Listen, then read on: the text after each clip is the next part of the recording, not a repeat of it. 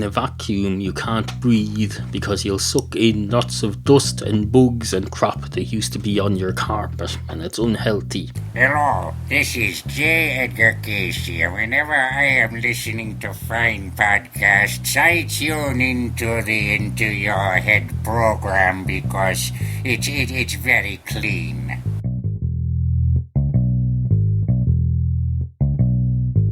You join me at a tremendously exciting moment. It's Into Your Head, number 587 for Wednesday. We've a lot to get on with today. Items that need to be attended to, issues that need to be addressed, topics. Oh, topics. We've got lots and lots of topics. We're positively booming to the seams with topics. We've got topics coming out. It doesn't matter where they're coming out of, if we're honest. What matters is where they're going into. They're going into this quality microphone contraption on a very fancy studio arm, which means if I bang it like this, there's no effect on you whatsoever unless I do it, unless I overdo it as I'm doing it now. I'm exaggerating. I'm turning this into a mockery, a cartoon of itself, which I suppose is a bad thing. There's more to life than cartoons, you know. There's a lot of people trying to do. You look on Twitter nowadays and everybody's a cartoon. Every second freaking avatar is a cartoon face, all two-dimensional. They've spent the last 10 years in trying to invent holograms and three-dimensional television, but no, we just make a mockery of this great advance in civilization, and we just put up two-dimensional cartoons. Absolutely fucking ridiculous. Tom and Jerry would be rolling in their graves, assuming they were buried. People don't dig a grave for a mouse usually. They probably do for a cat, but for a mouse, no. Why would you dig a grave? Unless, of course, it's a pet mouse, which we all know in Tom and Jerry, the mouse wasn't a pet mouse. It lived behind the skirting board. That's how you know it's not a pet mouse. I didn't realise this as a child. When people have pet mice and pet rodents, they put them in cages and huts and things. They don't put them in a frigging hole in the wall, because they know damn well, to sure as Christ as hell, that if a visitor comes into their house and sees a mouse coming out of a hole in the wall, they're not going to think, oh look, that's their cute little pet mouse. No, they'll think that house is infested with rodents, uninvited rodents. That's what they'll think. They'll also think that cat is ineffective. So no, if you're going to have mice in your house, put them in a frigging cage, or put them in something that looks like it was bought in a pet shop. That's the big difference, because apparently there's a huge difference between uninvited mice and invited mice. Some big fucking difference. I don't know what it is. Are people who own mouses, are they washing them every day or something and making them more safe and hygienic? I don't know. All I know is these are the boundaries which are set down, these conventions that are set down by an obsessive compulsive human being society of human beings, if I go by the traditional conventional sequence of words, which apparently you have to fit in everywhere now. You have to say words in the right order. You have to have your mouses living in the right type of housing. You have to do everything by the book. It's like someone wrote a book, except it's not written. It's spoken in pubs and coffee shops and on Twitter and on radio shows the world over. But there's no books down there where I can look up and say, what way is it okay to own a mouse? What order do I have to put these words in to not have people assume that I'm a weirdo? All these freaking conventions. Am I allowed to have my shirt tail hanging out if it's a t-shirt? Am I allowed to go around with my fly unbuttoned if there's a zip behind it and an extra pair of trousers behind the zip? That's another thing. If I went out today wearing 3 pairs of trousers and I had the inner 2 zips buttoned up completely concealed up and closed and glued shut, but I left the outer zip and the 3rd pair of trousers opened, I'd be considered some sort of sicko. They'd lock me up they'd say, arrest that man, lock him up in a cave somewhere, or in a prison, or I don't know, wherever they're putting people in now. Are they putting them in cages or in holes in the wall? That's another thing now.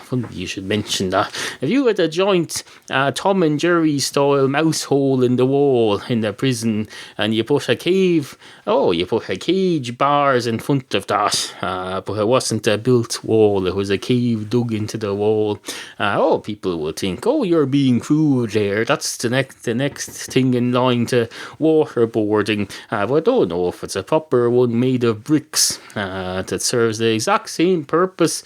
That's considered humane. There's one law for one law for everybody. It's just not a very good law. The law of social something or other. What would you call it? The law of complying with political correctness gone mad. That's what it is. Of course, if you go up to someone and you'll say, that fella over there, you see him, he's political correctness gone mad, they'll say, he's gone mad, we better lock him up. So lock him up in a home, have him arrested for being mad is a crime now. If I went round saying, look, I've just read George Orwell's 1984, and I'd quite frankly there's a text from my wife.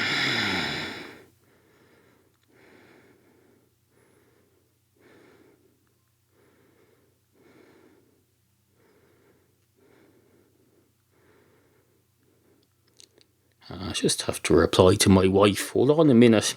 No, I was throwing out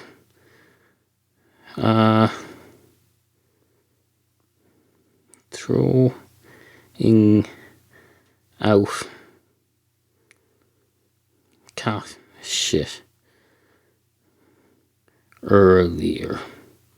There we go. That's that dealt with. That's another domestic question attended to. I'm doing a bit of multitasking here. Admittedly, I stopped the show ground to a halt while I was doing it.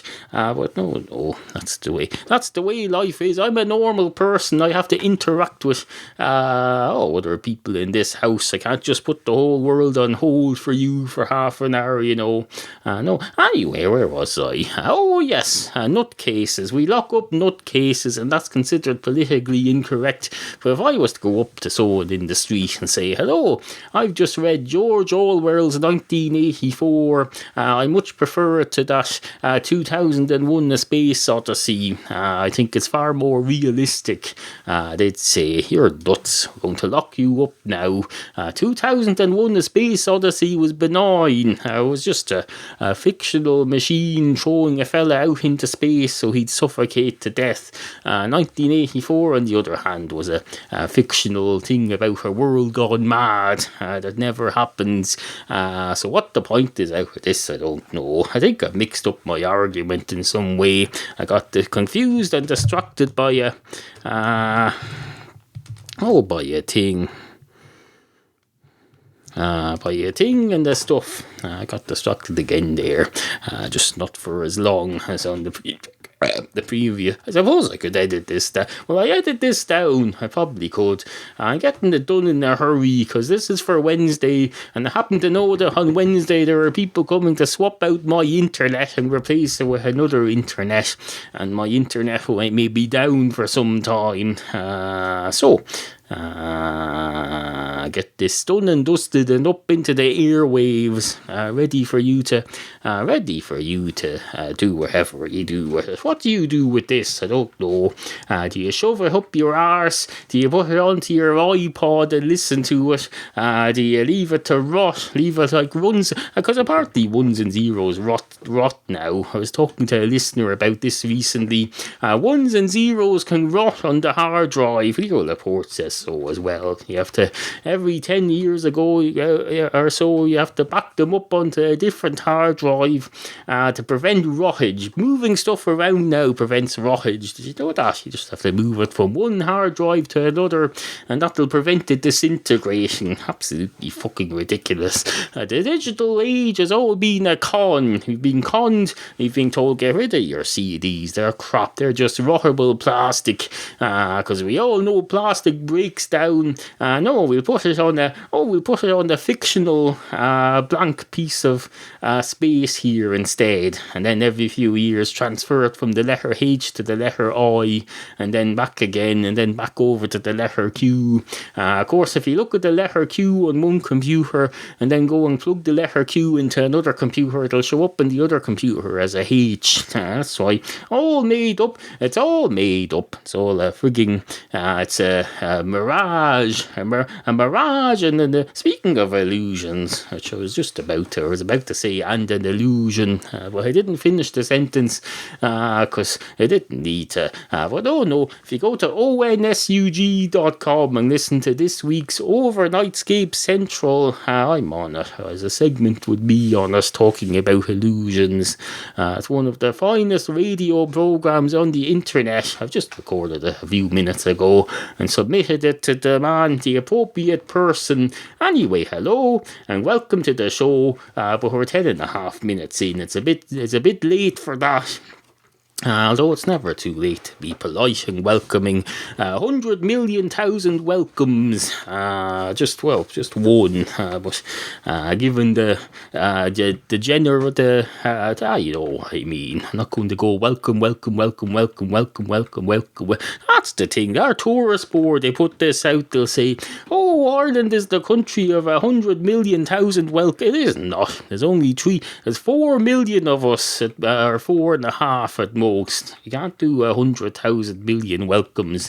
We'd be here all. We'd never get anything fucking else done. With the rate of people being made redundant in the tourist industry, there are not enough people to go welcome all fucking day. You'd have to stay for a year and have 1,000 monkeys typing welcome at you for 1,000 days before you'd get it all done. And what good would it? No, you'd be far better off going off visiting the Blarney Stone and licking it. That's what you foreigners do when you come here. You go to the Blarney Stone.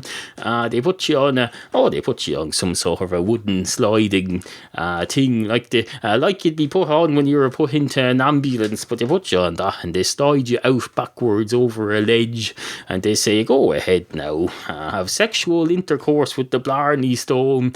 It's traditional. That's what they'll tell you. It's traditional. We get all foreigners to do it, and then we take money off them, and then we show them a moving statue that moved in 1985, and then we say, "Off with you now and buy some beer, and then go home, off with you back to your big fancy country and go back to making vulgar television programs that we'll buy, and we'll shove them on our low rate television channels for entertainment, and then we'll get on with our day, away in the hay, something, and now you've to pay." That's meaningless. I haven't had any coffee today. I've just realised. I think that's the issue here.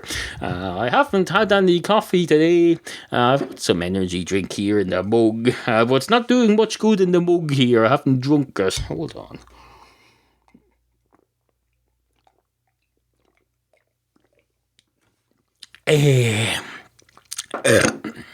That reminds me, if you were wondering where Monday's show is, it's in a parallel universe where I still do Into Your Head on Bank Holiday Mondays. Monday was a bank holiday, and this particular universe, as announced a couple of months ago, I no longer do shows for bank holidays, and this is bank holiday season at the moment. There's one in May, there's one in June, there's one in August, and then there's another one at Halloween. And then there's about 85 at Christmas and Easter. So it's not. Don't worry. I didn't die or anything. I just took a basic entitlement of a day off in accordance with the rules and regulations of this country.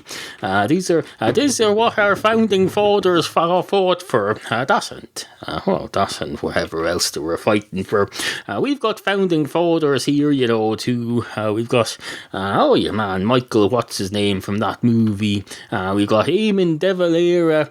We've got various other. Just check your movies for if you want any information about these people. Where are we? 14 minutes and 19 seconds. It's a time to commercialise things. Go to intoyourhead.com/offers to support the show. Every time you go to buy anything on Amazon, go to intoyourhead.com/offers and click to my Amazon links, and then go and buy wherever you were going to buy at Amazon. Search for it as usual when you get there, and I get a major cut of the action. It doesn't cost you a penny extra. I also have lots of other affiliates for pet supplies, energy drinks with no caffeine in them for some reason that nobody buys. What else? Spectacles. Everybody's been buying my prescription spectacles online at intoyourhead.com. Click on the goggles for you ad. You can order your spectacles. That's a highly profitable venture, I must say. Thank you everybody who's been buying your spectacles through my affiliate. It's been absolutely fucking fantastic. There's other affiliates too. There's the usual Audible thing, but you've already got that off Adam Carolla because you want to support him because you're afraid he'll go broke. No. What else? That's about it. Anyway, on with the show.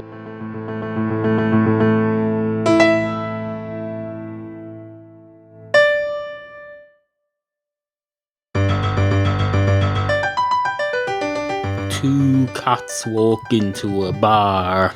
Straight away, one of the cats goes straight up for the bar. He makes a beeline for the bar as the crow flies. If the crow was flying like a cat who's impersonating a bee doing a beeline. Although now that you mention it's beeline, isn't beeline a completely different thing than as the crow flies? I think it is. Isn't beeline the thing where you go in and out and up and under and across?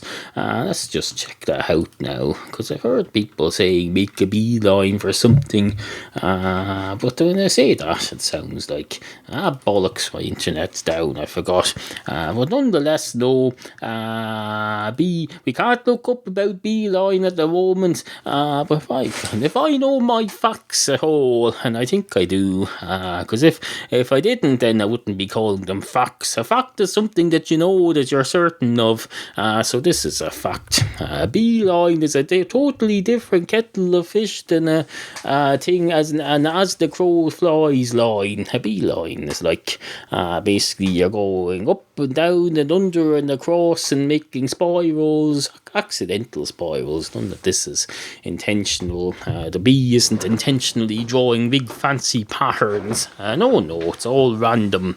It's all random, although it's not random. It's been planned by nature. Nature said, these bees, they're not going to fly like crows, because if they do that, they're going to get caught by crows. No, they're going to fly all over the place in unpredictable movements. Unpredictable by any animal who might consider them prey anyway. Maybe if a higher species spent enough time figuring it out, they could probably calculate the exact line that a bee is going to take, but not the crow. The crow wouldn't be able to figure. Not to say that crows are stupid. They're clearly not if they're able to travel in a dead straight line.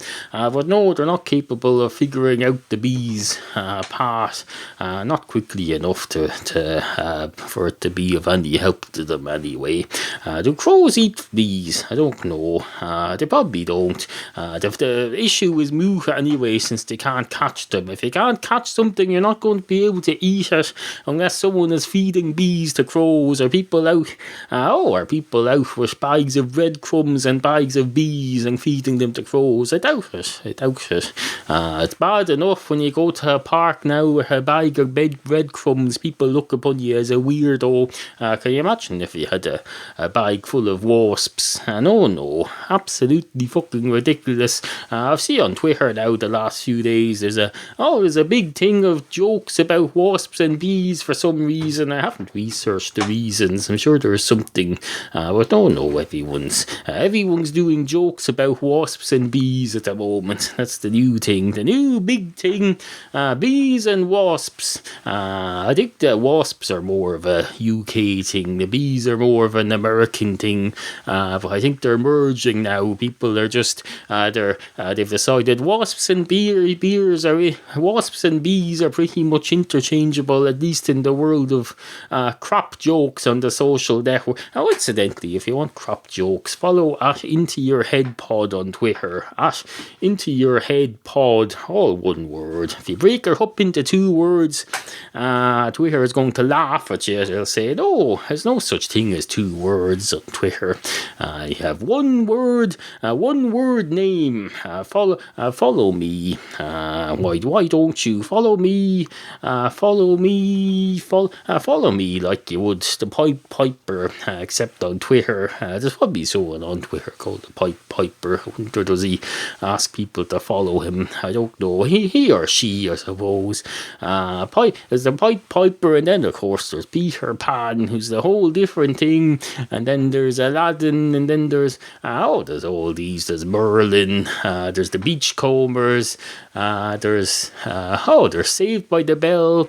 There's lots of these things. There's loads of there's no endless amount of pop culture references you could get out of this just by going on and on and on and on and on. Ariston, and that was an ad. Ariston, and on and on. Ariston. And on and on. I think it was for some sort of electrical appliance or something that had a good battery or something. It was in the 80s on British television. They had this fella with a slightly robotic voice. I think he was a robot, in fact. A fake robot played by an actor, but a robot nonetheless, for the purposes of this fiction-based advertisement, even though it was advertising a real product. He went, Ariston, and on. And that's the problem with these advertisements. If you start putting fiction in them, people will think, oh, that's not a real product. It's just a comedy sketch or something. So there's no point looking for this in the retail establishments. It's just a fun ad for something called Ariston. And on and on. Ariston. And then, of course, there was that other one for butter. Wake up in the morning, something and something. What am I going to spread on my toast? Oh. Vitalite. That showed a sun. The sun with a face all that smiling and wearing sunglasses, singing while going across the sky and advertising butter. Absolutely fucking fan. Does Vitalite exist anymore? I don't know. I tend to get Irish butters over here, being in Ireland. Butters aren't something that you go importing things just because you see them on foreign television coming in. No, you get stuff from local cows here, especially if you're here. We've got some of the finest cows here in Ogden. This place where I live is full of cows. There's cows over there somewhere, I'm sure. If I look out my hall window, I can see 2 horses in a couple of fields away, so I'm sure there's cows around here somewhere. It's that sort of area. Anyway, hello, and on with the rest of the program, obviously. Bollocks. Tantric Popcorn and the International War Crimes Convention by Me of the Past. I've always had a major problem with the popular music artist Sting. It's nothing to do with the fact that he's a former teacher and therefore should be able to articulate himself with slightly more sophisticated sentences than the do-do-do-de-da-da-da. No, I'm fine with that, even though my spell checker fucking hates it. If artists feel the need to express themselves using media other than the language which their parents and teachers have worked hard to instill in them since childbirth, childbirth, then I suppose they must be allowed to do so. After all, this is a free world, and over those of us who wish to stray from the herd of sheep and hang out with one of the local badgers for a while should be permitted to do so. Besides, I've always thought that sheep and badgers look good together, and I'm not suggesting that the two should necessarily mate. There's more to life than that sort of thing, you know. Some of us realise that you can get almost as fun and enjoyment out of having a chat with a badger while leaning on the gate at the end of the field as you can from having sexual intercourse with a farm animal. And that brings me to my difficulty with Sting. For several years now, that artist has reportedly been a proponent of the pastime known as tantric sex. For those who are too young and innocent and stupid to know what that means, it involves going to the cinema and making the popcorn last all the way through the first half of Schindler's List, the 20-minute interval, and possibly the second part of the movie too. The trouble with this is that Sting is so named because as a child he wore a yellow and black article of clothing that looked like a bee.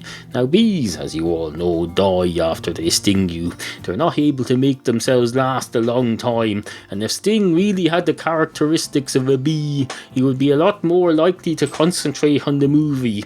He would also most likely decline the aforementioned snack food, as would I. However, in my case it would be on health grounds. I've never liked popcorn much myself. I don't care for the taste, and besides, I'm sure it's full of cholesterol, albeit good cholesterol. Incidentally, I've always been most impressed at the way scientists, to avoid having to invent a new word, just call it good cholesterol. I think the same principle could be applied to parents who want their name near children after Hitler or Justin Timberlake. Up till now, this has always been a problem, as these names carry with them a lot of baggage, but under this system of mine, the child could be called Good Hitler on the birth certificate, and just Hitler for short in day-to-day conversation. Then everybody would be able to tell the difference between the long-deceased warmongering former dictator and Junior. Many of you may not be aware that I used to work as a secretary to a warmongering former dictator. I too am unaware of this. As far as I'm concerned, it's a vicious rumour made up by myself in order to fill up a paragraph in this article which I wrote for one of my old websites several years ago, after I ran out of things to say about tantric popcorn, although admittedly I am able to touch type and would be well qualified to assume such a secretarial role. However, in my day, having good keyboard skills did not amount to a crime against humanity. Apparently it does now. I only recently found out that the reason why the United States refused to sign up to the International War Crimes Convention a few years ago was because the president was under immense pressure from the Secretarials Guild of North America, who were afraid that administrative assistants all over the world would be arrested and brought before a court in Switzerland or something. Anyway, till next time, I'm Neal, the author of this article, speaking in the past, and my fingers know the layout of my keyboard like the backs of what the fuck is that? My fingers know the layout of my keyboard like the backs of their... this was written several years ago, long before podcasting. Here's a text from my wife again. Apparently we have an episode of Dexter to watch, so we'll go down and deal with that shortly. Anyway, that's the me of the past, an article from several years ago. I'm putting my articles into the audio world now. Why not? For those of you who are too fucking lazy to read them, that's why. That's not a reason why not, that's a reason why. So I've, rather than arguing against myself, I thought I'd give a reason why I'm doing this, rather than giving a reason why not, instead of making myself look stupid. Anyway, on with the end of the show.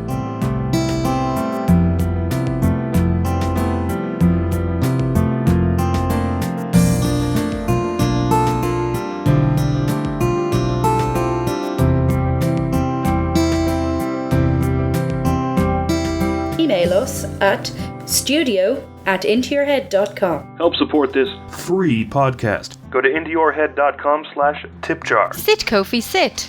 Good cat. intoyourhead.com.